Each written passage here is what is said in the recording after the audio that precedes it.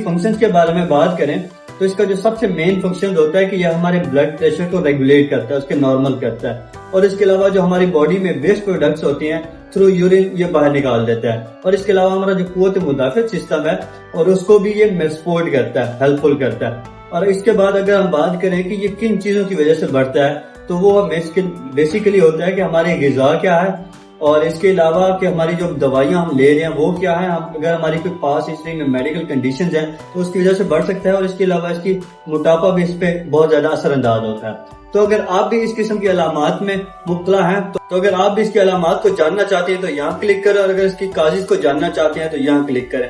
और अगर आप हमारे क्लिनिक पर आना चाहते हैं इससे रिलेटेड तो हमारा एड्रेस सामने आ रहा है, इस पर क्लिक करें। हमारी location PCSIR staff colony Lahore है।